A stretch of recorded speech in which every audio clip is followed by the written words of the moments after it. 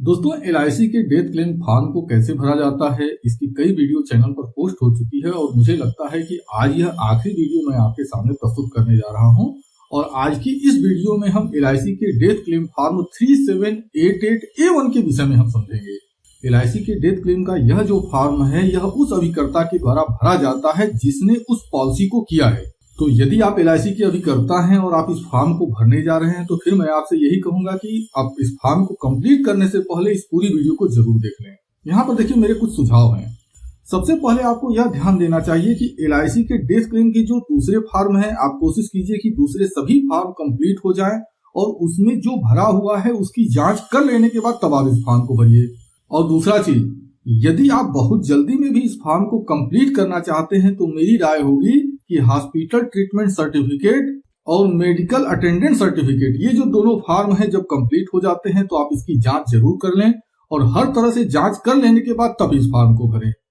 मेरी दूसरी राय होगी कि जब पॉलिसी होल्डर की डेथ हो जाती है, ईश्वर न करे किसी के साथ, आपके किसी भी क्लाइंट के साथ कोई कैजुअलिटी हो, लेकिन खुदा न खास्ता अगर ऐसी परिस्थिति पैदा हो जाती है, तो आपको चाहिए कि वह जो बीमा धारक है उसके आसपास के कम से कम 5 से 10 लोगों से जरूर डिस्कस करें और डेथ का वास्तविक रीजन पता करने की कोशिश करें। बेहतर होगा कि वह जो आपका पॉलिसी धारक है उसके जो मित्र हैं या जिससे बनती है और जिससे नहीं बनती है, दोनों तरह के लोगों से आप जरूर बात कर लें और उसके बाद जो रिजल्ट आपको मिलता है उसके आधार पर अब आप इस फॉर्म को भर सकते हैं। तो यह फॉर्म कैसे भरा जाता है, इसको हम चलते हैं अपने कंप्यूटर के स्क्रीन पर समझते हैं। तो अब चलिए वीडियो को शुरू करते हैं। दोस्तों, इस समय आपको मेरे कंप्यूटर की स्क्रीन दिखाई दे रही है और जब आप इस फॉर्म को बिल्कुल ऊपर साइड में देखते हैं तो जैसे दूसरे फॉर्म होते हैं, फॉर्म में एलआईसी का लोगो और एलआईसी का नाम लिखा हुआ होता है।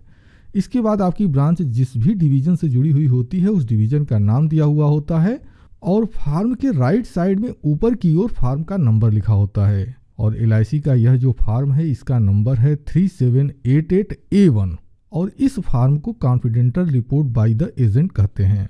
देखिए, जब आप कोई नया बीमा करने जाते हैं तभी आपको गोपनीयता रिपोर्ट मतलब कि एसीआर भरना पड़ता है और ईश्वर न करे किसी भी क्लाइंट के साथ कोई कैजुअलिटी हो जाए, लेकिन जब आपको डेथ क्लेम दिलाना होता है तब भी आपको एक कॉन्फिडेंशियल रिपोर्ट देनी होती है।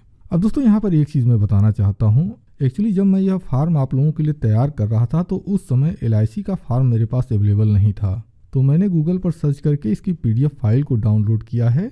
मतलब यह है कि यह जो फॉर्म है, यह देखने में हो सकता है कि आपके पास जो आपके हाथ में फॉर्म हो उससे थोड़ा सा देखने में अंतर हो सकता है, लेकिन आपके फॉर्म में जो क्वेश्चन दिए होंगे वो सारे के सारे क्वेश्चन आपको यहाँ पर मिल जाएंगे। देखिए, मुझे लगता है ना कि यदि हमको किसी फॉर्म के क्वेश्चंस पता चल जाएं कि उस क्वेश्चन के जरिए एलआईसी हमसे पूछना क्या चाहती है, फिर फॉर्म कैसा भी हो हम बड़े आसानी से भर सकते हैं। तो चलिए अब हम आगे समझते हैं। अब जब नीचे की ओर आप ध्यान देते हैं तो यहाँ पर देखिए, एलआईसी ने साफ तौर पर लिखा हुआ है कि एलआईसी एजेंट को चाहिए कि इस फॉर्म को भरने से पहले वह जो मृतक है उसके विषय में जांच पड़ताल कर ले और उसके बाद ही इस फॉर्म को भरे। और जब एलआईसी का एजेंट इस फॉर्म को भर लेता है तो उसके बाद यथाशीघ्र मतलब जितना जल्दी हो सके वह इस फॉर्म को एलआईसी की शाखा कार्यालय में जमा कर दे।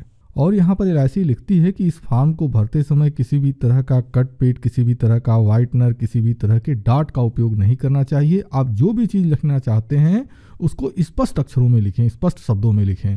अब दोस्तों, एक चीज़ मैं कहूँगा, यदि आप इस फॉर्म को जल्दी से जमा भी करना चाहते हैं तो एक चीज़ का ज़रूर ध्यान दें। एक्चुअली होता क्या है कि जब डेथ क्लेम आता है और सपोज दैट कि आप अपने जो क्लाइंट हैं उससे कुछ समय बाद मिलने के लिए जाते हैं, अक्सर उसी कंडीशन में यह चीज़ देखने को मिलती है कि आपका जो क्लाइंट है मतलब उसके जो परिवार के लोग हैं वह भी सही जानकारी नहीं देते हैं। तो सबसे पहला चीज़ तो यह है कि आपको डेथ क्लेम की इंक्वायरी जरूर करनी चाहिए, कम से कम अपने स्तर पर जरूर पता कर लें। उसके बाद आप इंतजार करें कि जो मेडिकल सर्टिफिकेट है, मतलब कि हॉस्पिटल के द्वारा जो सर्टिफिकेट तैयार किया जाता है या डॉक्टर के द्वारा जो सर्टिफिकेट तैयार किया जाता है, जब वह सर्टिफिकेट आ जाता है और आपने जो इंक्वायरी की हुई है उसके हिसाब से जब आप आश्वस्त हो जाते हैं तब आप इस फॉर्म को भरें। चलिए अब हम नीचे की ओर देखते हैं। तो यहाँ पर आपको सबसे पहले क्लाइंट का पॉलिसी नंबर नोट करना होता है। तो चलिए मैं यहाँ पर पॉलिसी नंबर डाल देता हूँ और उसके बाद फिर आपको क्लाइंट का नाम लिखना होता है। तो मैंने यह दोनों ही चीज़ नोट कर दिया है। अब हम चलते हैं नीचे की ओर। अब यहाँ से शुरू होते हैं क्वेश्चंस। यहाँ पर एलआईसी पहले क्वेश्चन में पूछती है कि क्या आपकी जानकारी में जिस व्यक्ति की डेथ हुई है यह वही व्यक्ति है जिसका आपने बीमा किया हुआ था? तो निश्चित रूप से यदि आपने बीमा किया है तभी आप ये फॉर्म भर रहे हैं, अदरवाइज आप फॉर्म को भरेंगे क्यों? तो इसका उत्तर यस होगा। इसके बाद डेट ऑफ डेथ क्या है? तो जो क्लाइंट की डेट ऑफ डेथ है उसको आप नोट करें। देखिए, जब मैंने पहली वीडियो बनाई हुई थी उसमें मैंने कई महत्वपूर्ण बातें बताई थी। डेट हो गया, नाम हो गया, इन सारी चीज़ों को दस्तावेजों से चेक करने के बाद ही नोट करें, क्योंकि एक छोटी सी गलती भी आपके क्लेम को रोक सकती है, देरी करा सकती है। तो इन चीज़ों का जरूर ध्यान रखेंगे। अब हम चलते हैं दूसरे क्वेश्चन की ओर, और दूसरे क्वेश्चन में पूछा जाता है what information have you been able to place of death?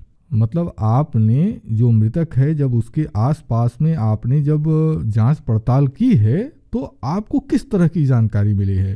तो जब आप आसपास के लोगों से पता करते हैं, और देखिए कम से कम 2 से 4-5 लोगों से आपको जरूर बातचीत कर लेनी चाहिए, और उसके बाद जो निर्णय आपको मिलता है आप उसी चीज़ को यहाँ पर लिखें। फिलहाल हमारे केस में मैं लिख दूंगा sudden death due to heart attack, मतलब जो ग्राहक है उसकी हार्ट अटैक के कारण तुरंत मृत्यु हो गई, ऐसी जानकारी मुझे मिली है, यह चीज़ मैंने नोट कर दिया है। अब इसके बाद पूछा जाता है obtain recording the date, place, cause and cause of death. मतलब जब आपने जांच पड़ताल की है तो जो आसपास के लोग हैं उन्होंने मृत्यु की डेट, मृत्यु का स्थान और मृत्यु का कारण क्या बताया है। तो वहाँ के आसपास के लोगों से आपको जो भी जानकारी मिली है उसको आपको यहाँ पर नोट करना चाहिए। फिलहाल देखिए मैंने यहाँ पर डेट नोट कर दिया है। इसके बाद मृत्यु का स्थान क्या है, तो मैंने लिख दिया एट हिज ऑन रेसिडेंस, यानी जो हमारा पॉलिसी धारक है उसकी मृत्यु उसके अपने घर पर हुई थी, तो इस तरह से मैंने नोट कर दिया। कॉज क्या थी, मतलब कारण क्या था, तो हार्ट अटैक। अब इसके बाद अगले क्वेश्चन में एलआईसी जानना चाहती है कि मृत्यु की परिस्थितियां क्या थीं। तो इसका उत्तर मैंने लिखा कि जो मैंने जांच पड़ताल किया है उसके हिसाब से मुझे लगता है कि क्लाइंट की डेथ नेचुरल थी, तो मैंने इसके उत्तर को लिख दिया death was natural according to me. अब तीसरे क्वेश्चन के जरिए एलआईसी जानना चाहती है कि आपने यह जो जानकारी दी है किन स्रोतों से आपने प्राप्त किया है, और आपको जानकारी जहां से मिली है क्या आप उस पर विश्वास करते हैं और आप उससे संतुष्ट हैं।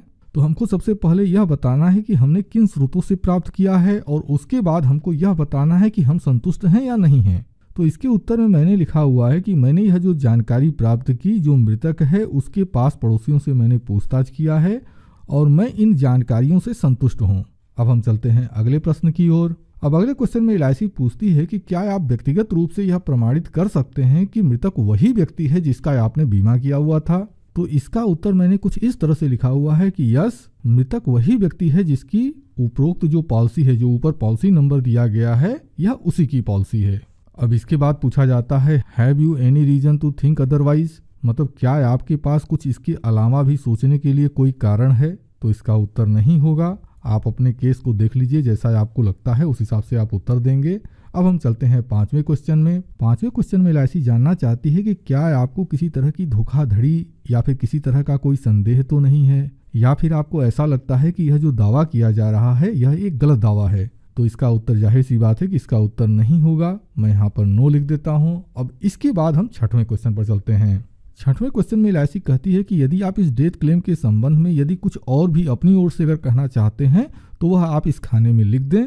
फिलहाल मुझे कुछ नहीं कहना है तो मैं यहाँ पर नो नोट कर देता हूँ।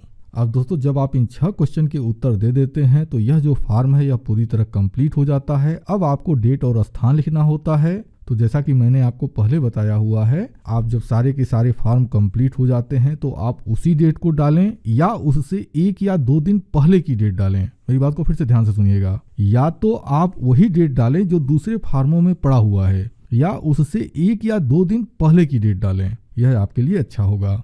अब इसके बाद नीचे की ओर जब आप ध्यान देंगे तो आपको यहाँ पर सिग्नेचर करना होता है, अपना एजेंसी कोड लिखना होता है और अपना पोस्टल एड्रेस लिखना होता है। और बेहतर होगा कि यदि आप यहाँ पर अपनी मुहर लगा देते हैं तो यह ज़्यादा अच्छा होता है। अब इसके बाद यह जो फॉर्म है पूरी तरह से कंप्लीट हो चुका है, इसको आप एलआईसी में जमा कर सकते हैं। तो दोस्तों, मैं उम्मीद करता हूं कि यह जानकारी जो मैंने आपके साथ शेयर की है यह आपके लिए उपयोगी रही होगी। तो यदि आप इसी तरह की जानकारी से भविष्य में भी अपडेट रहना चाहते हैं तो फिर मैं यही कहूंगा कि आप हमारे YouTube channel Ritesh LIC advisor को जरूर सब्सक्राइब कर लें। और यदि आपने पहले से ही हमारे चैनल को सब्सक्राइब कर लिया है तो उसके लिए बहुत बहुत धन्यवाद। अब दोस्तों, मुझे लगता है कि एलआईसी के डेथ क्लेम के लगभग हर तरह के फॉर्म की जानकारी मैंने चैनल पर पोस्ट कर दी है।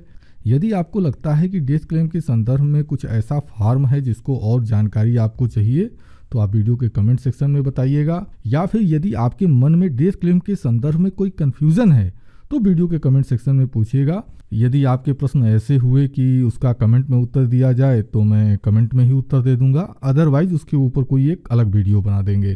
तो दोस्तों, वीडियो अगर आपको अच्छी लगी हो तो लास्ट में एक रिक्वेस्ट है, वीडियो को लाइक ज़रूर कर दीजिएगा। और अब इसी के साथ मैं अपने इस वीडियो को समाप्त करता हूँ। आपने अपना कीमती समय हमें दिया, इसके लिए मैं आपका दिल से आभारी हूँ। धन्यवाद। Thank you very much.